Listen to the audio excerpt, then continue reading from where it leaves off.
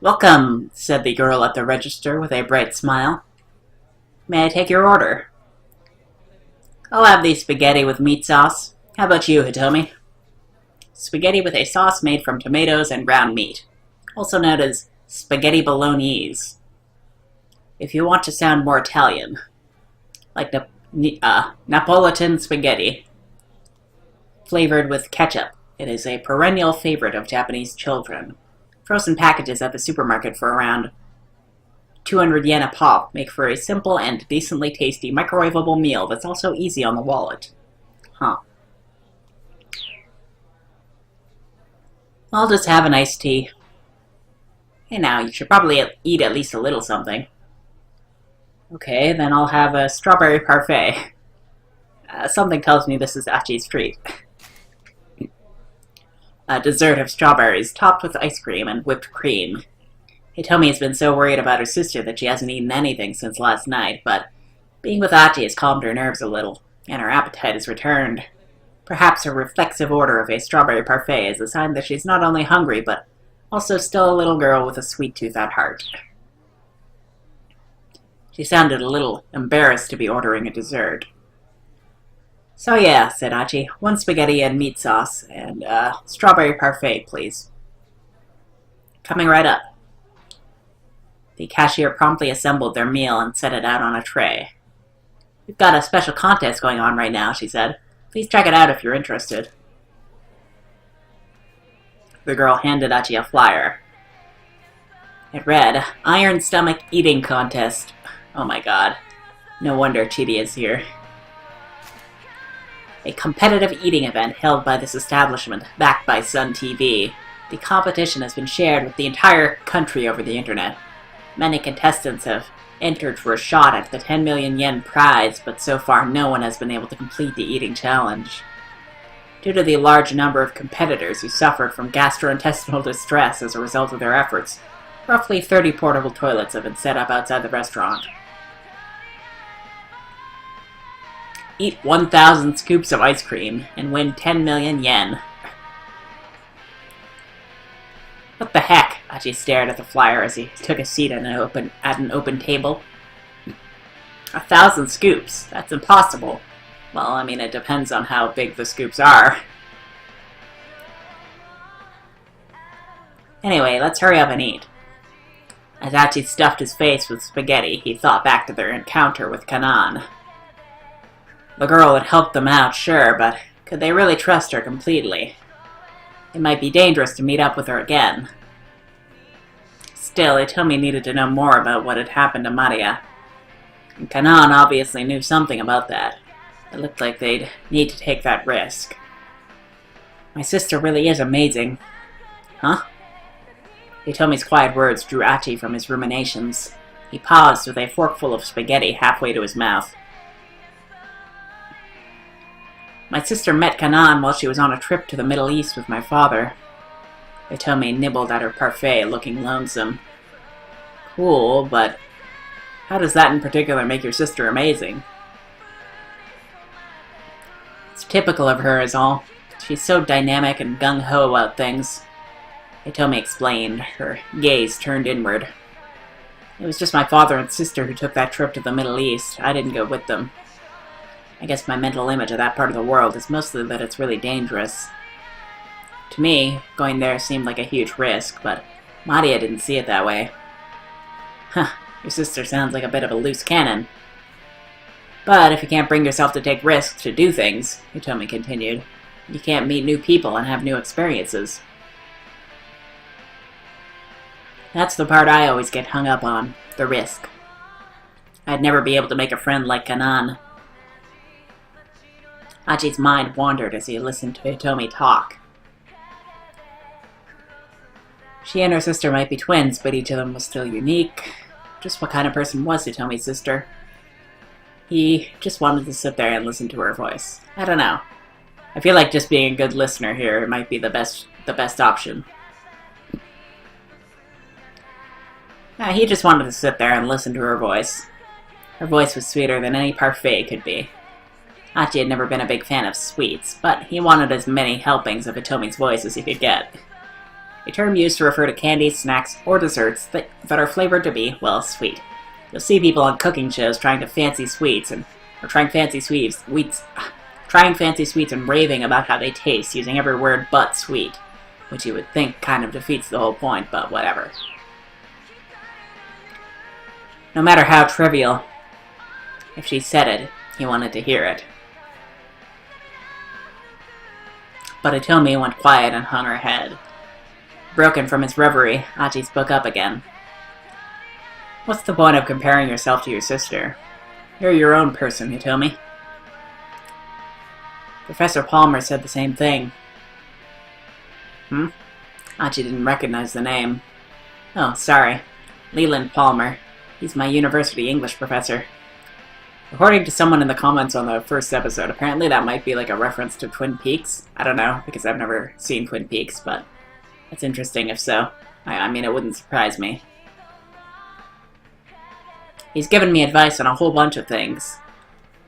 It sounded rather intimate. All sorts of worrying things shot through Achi's mind. So, how old is this teacher of yours? Around 40 or so, I guess? Great, Achi thought to himself. Another middle-aged guy. His mind filled with another sequence of slightly more upsetting images. Oh hey, ain't that Hitomi Osawa? Oh wow, you're right, it totally is. A college-aged couple sitting behind them were talking in hushed, excited tones. Man, she really is a cutie, the young man observed. He made no attempt to hide the fact that he was looking Hitomi over. Hey, hold on, Masa, said the girl. What gives? A first-year student at Midoriyama Academy who works part-time as a delivery driver for Dogen Hut, a noodle shop on Dogenzaka. I feel like we've heard of these two before, or we've heard the name Masa at least. He's taken the day off work today in order to attempt a dry run of the Iron Stomach eating competition, hoping to strike it rich while his girlfriend looks on. And now that he's eaten 2 parfaits, his stomach isn't feeling well and he's just gotten back from his 5th trip to the toilet. Well, I mean, she is Miss Midoriyama, right? Miss Midoriyama? Achi turned to the couple. Hey, did you just say she's Miss Midoriyama? Achi said nothing but kept his ears tuned to the couple's conversation. Achi did his best to ignore the couple. Whatever they were talking about couldn't be that important. I feel like C might actually be the right answer here, because we want to be paying attention to Hitomi, not to strangers. But we also don't want them to attract attention to us, so I don't know. Just trying to ignore them would probably be the best option. What did that even matter? Achi decided to ignore the couple. But no, he was just too curious. Okay, so it's just gonna say, here's your option, but also no, screw you. Achi turned back to Hitomi. Is that true? He asked, peering intently at her face. Well, yeah. She nodded with an awkward smile. Well, I mean, you are really cute and all, Achi said. Miss Midoriyama. Well, I'll be. He nodded to himself as he took it all in. It was Professor Palmer who convinced me to enter that beauty contest, actually, Hitomi said. The Miss Midoriyama contest at Midoriyama Academy is considered one of the top student beauty pageants in Japan. Pin-up shots of both Hitomi and Maria have already graced the pages of several magazines. Talent agencies have also made attempts to scout them, but both girls declined, claiming that they enter the contest just for the memories and that they have no interest in show business. But it's weird that they entered individually and not together. Huh. Achi's smile twisted up a little. He said if I really wanted to change myself, I should try entering. Achi maintained his outward composure, but inside his heart was racing. Tanaka and Palmer. Which of them held Hitomi's true affections? Let's hope neither. Or was she possibly leading on 2 middle-aged men at the same time? The more he thought about it, the worse his delusions became. Oh god, are we gonna get a much worse image here? What actually happened, though, is my sister and I both won the prize. Hitomi's words snapped him out of his funk. She sounded disappointed. Huh? They gave out a double prize? Turns out my sister had entered the competition too. She smiled a self-deprecating smile. Guess twins really do think alike, huh? Hey, double schmubble. You still won a prize, right? That's pretty impressive. Nah, they just picked me as an afterthought to my sister because twins sharing the prize made for a good headline. She looked away, sadly. Did they say they picked you as an afterthought? They didn't have to. It was obvious that my sister really won. You can't know that. Maybe she was the afterthought. Come on, you need to believe in yourself. Hitomi just hung her head. But I'm such a terrible person. Wow, okay. Suddenly her eyes welled up with tears. I hate myself so much. I can never forgive myself for what I did. Hey, whoa. Aji watched her with trepidation. She looked like she might start bawling at any moment. What's the matter? The night my sister was kidnapped, I was supposed to go to a college party with her. Then all of a sudden, she told me not to go. I kept asking her why not, but she just kept insisting I couldn't. Okay, so Maria has amnesia right now, but I think before she had amnesia, she knew way more than she was letting on. She knew a ton more about what was going on here, and she probably knows the most about any of this right now. But unfortunately, we can't access those memories as Maria. Hitomi's face was bleak with regret. We both got mad, and I wound up blowing up at her.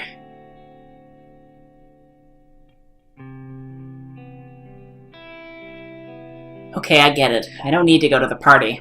Fine. I'd just be your little tag-along anyway. Just like in that beauty contest. You couldn't just let me enter that by myself, could you? You always have to be the center of attention. Maria scowled. Fine. Party starts at 7 o'clock. Try not to forget, okay?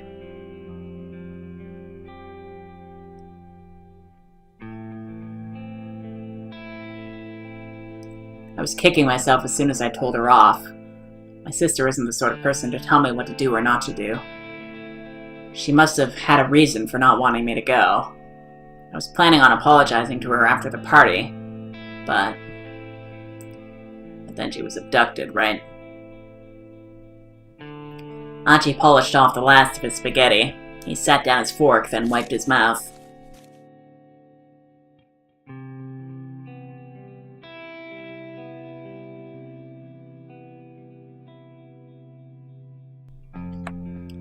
Hitomi, I get why you're trying so hard to save your sister, he said. And maybe I'm not as tough as that Kanan girl, but I'll stick with you to the end, if you'll let me. He tried his best to convey an optimism he didn't really feel. And once we've found her and she's safe and sound, you can tell her you're sorry about what you said. At long last, Hitomi cracked a smile.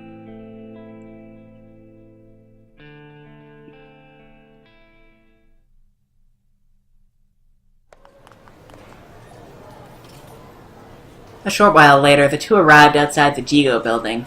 They were a little early for their 3 o'clock meetup with Kanan. They decided that searching at random for the blue minivan was too risky. It could easily draw the attention of the man with the cane or the foreign kidnappers. Getting information from Kanan seemed like the best next move. Oh hey, Achi said as they waited. You got a nice little rip on your top.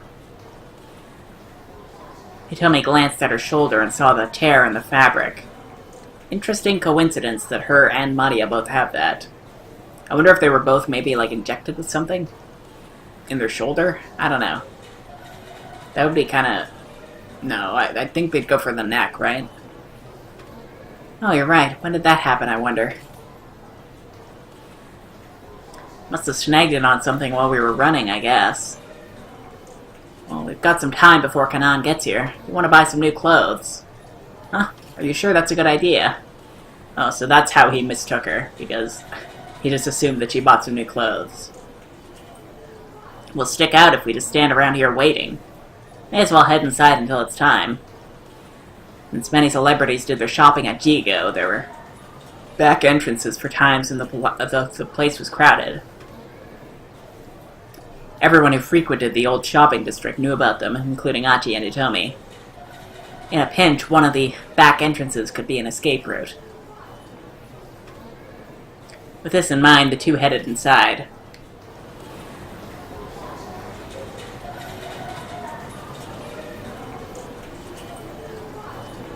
Shibuya Jigo was an entertainment complex featuring a video arcade and fashion shops. At the time of this story, Jigo includes not only a fashion mall, but various amusements on its different levels. The second floor features all ages fun with rides, games, and sticker machines, while the third floor supports the latest arcade games for the core gamer. There's also a food court that offers things such as crepes and loaded takoyaki octopus dough balls. So yeah, I think this is a real place, but I don't know of it or anything.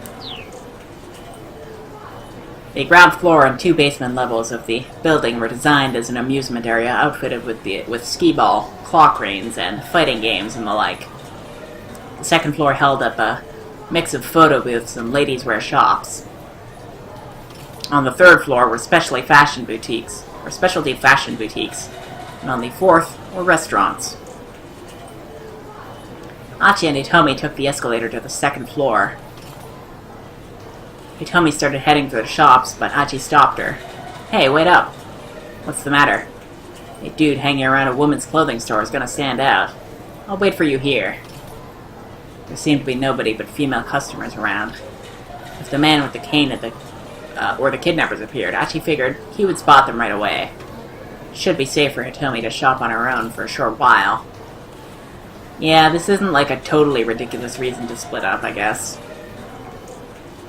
Alright, Hitomi said. I'll try to make this quick. She began to head out onto the sales floor. Whew! A seedy-looking man poked out from beneath the door of a photo booth right at Hitomi's feet. That was a close one, wasn't it, Tama? He said to her. I thought I was dead meat for sure. His tone was oddly cheerful considering what he was saying. Who's this guy? Achi asked. You know him? No, I don't. The sketchy fellow gave her an ingratiating look. Come on, Tama, don't be like that. Hitomi took an anxious step back. Hey man, knock it off. Achi dragged the guy up to his feet. Okay, no need to get all testy. Who is this guy, Tama? He your boyfriend? Boyfriend? That might be one way to get rid of him. That's right, so how about you get lost? Bashful grin spread across Achi's face. I guess. Achi didn't want to give him the wrong impression. No, it's nothing like that. Let's try going just the over the top with it so it doesn't seem like it's a, I don't know. Just denying it outright would be like saying, no, it's not even, like, possible, whereas here it's like saying, I don't know, it's, I don't know. I think A is the best option here. That's right, so how about you get lost, is what he was about to say, but Hitomi spoke up first. No, he's not.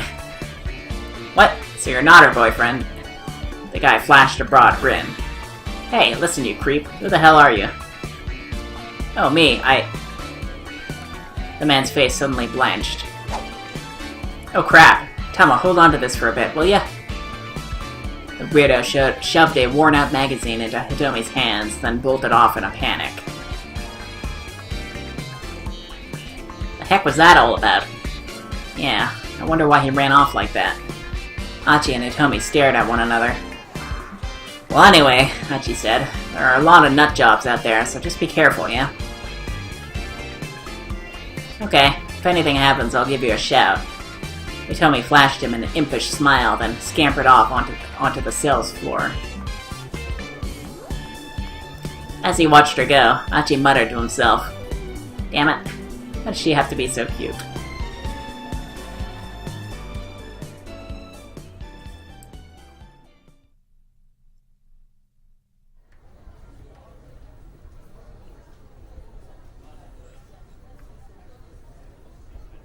"5 minutes or more passed as Achi waited for Hitomi.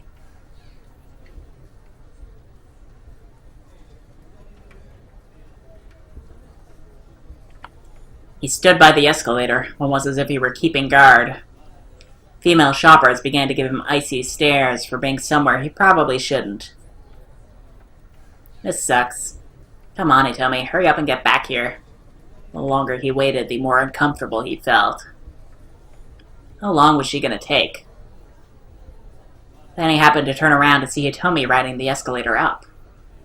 Yeah, I guess it does look like her from this angle. It looked like she had indeed bought some new clothes. Hey, Hitomi. She didn't seem to hear him. I feel like if we shout a bit louder, then, yeah, I feel like if we shout a bit louder, then she runs off, but if we go after her, then, that'll prevent her from getting up all the way and being encountered by Tanaka. He decided to go after her. Had she forgotten where he was waiting for her? Let's just, double check real quick. Did that change anything? Yes, it did. Perfect. She stayed on the escalator, heading up toward the top floor.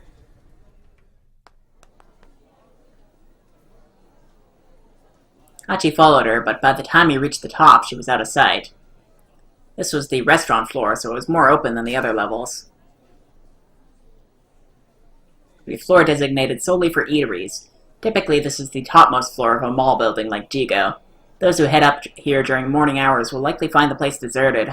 Jigo's restaurant floor features a variety of different cuisines, including Chinese, Italian, creative Japanese food, sushi, tempura, and other delicacies from around the world. He hurriedly began to look around. As he wandered, he bumped into a man talking on his cell phone. Ah, sorry, my bad. Hachi held up a hand in apology, but the man was too engrossed in his conversation to notice. No, you're not getting it. The lock was undone too. The man startled by Hachi suddenly shouting into his phone. The man startled Hachi by suddenly shouting into his phone. You need to consider the risk of it getting out. Whatever this guy was talking about, he sure was angry with whoever was on the other end. Look, I'll figure out what to do about the minivan. You just handle things on your end. Okay, so right now I think that, if anything, I think Tanaka might be, like, super loyal to the company that he's at, but not so much for Osawa, and he's probably not working for the kidnappers. I don't know. We'll see. He might be working for the kidnappers. Minivan. Hachi's interest was piqued, but he needed to find Hitomi before he let anything distract him. As he scoured the fourth floor, he came across a Chinese buffet and noticed the large windows in its outer walls. You could see a lot of Shibuya through those windows. Maybe Hitomi had decided to look for the minivan from up here. One of the restaurant employees came rushing up as Hachi headed inside. Sir, I'm sorry, she said. Ah, sir, you'll have to forgive the inconvenience. We're not open to the public. Not right now. Not at the moment, I mean. This is ominous. The employee's voice was oddly subdued for some reason. Masai Take, a part-time staffer at Imabiki Chinese restaurant. Her boss chewed her out pretty bad for showing up at work with her nails manicured black. She was ordered to go to the restroom and scrub them clean, but no amount of nail polish remover was able to do the trick, so she's been dealing with her boss's wrath all day long.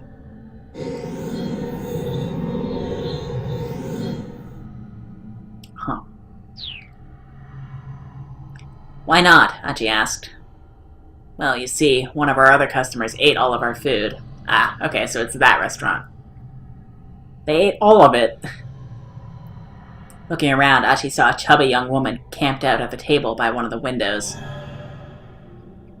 Set out before her was a veritable mountain of plates. What I'm trying to say, sir, is that we're closed for the rest of the day. Oh, but I'm with her, actually, Hachi lied. Without waiting for a reply, he barged into the restaurant. He took a quick look around, but there was no sign of Hitomi. Before leaving, though, he figured he'd at least take a look at the windows. The huge glass panes looked out onto Dogenzaka. He had a decent view of the roads, but he didn't spot a blue minivan. Hachi dropped his gaze to the sidewalk outside the building. Oh. He let out a tiny gasp. Even from 4 stories up, there was no mistaking what he saw. I think that guy on the right is Al-Karawan. A group of black-clad foreign men had gathered outside the building. Had they figured out that he and Hitomi were inside? He needed to find her, and fast. Also, I think the guy on the left is the guy with the gun who's been seen a few times. He raced out of the restaurant, alert for trouble. Alright, so now we're going to jump back to Tama, who apparently is not going to... Maria. Apparently is not going to run into... I don't know. I don't know what's going on here, but... Let's just continue onward here.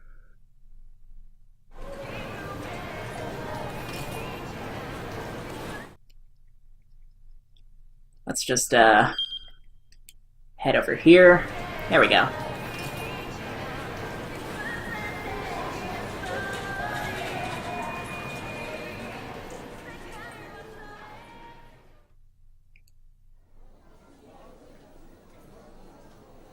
The 3rd floor is packed with young girls. I spot a shirt that catches my eye and head to the fitting room to try it on. There, I realize there's something in my pocket. Something I must have been carrying around for a while. It's a photo. Wait, it looks like Stanley. What the hell is she doing with a photo of Stanley? A photo of a white man. Who's this guy? I can't quite tell if I recognize him or not. This man.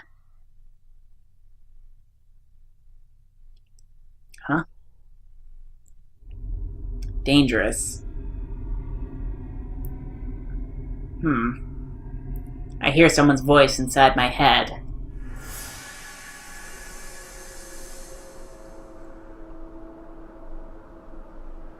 Stay away from him. Okay, so Kanan probably told her to stay away from Stanley for some reason. Flashes of memory flicker in my mind. I see a girl standing before me. I can't quite recall her face, but I get the impression she's someone very important. She speaks to me. And there's the tattoo for confirmation. This man is dangerous. Stay away from him.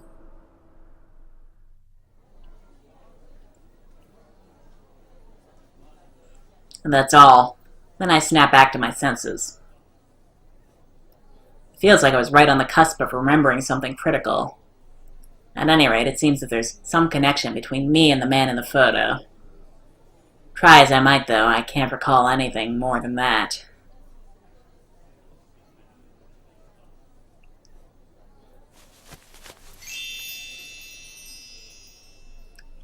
Well, that looks much better. Honestly, that sweater, like even on the character select screen, it just looks really bad. Like the collar is like super big. It looks like way too big for her, and I don't know. Yeah, that looks good. I decide to buy it and have the store toss out my torn sweater for me. I hope that this actually like becomes her new permanent outfit.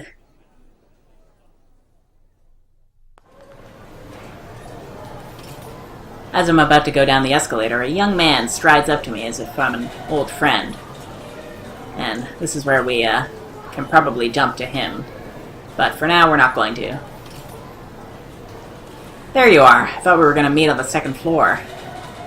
Going to meet? What's this guy talking about? I've never seen him before.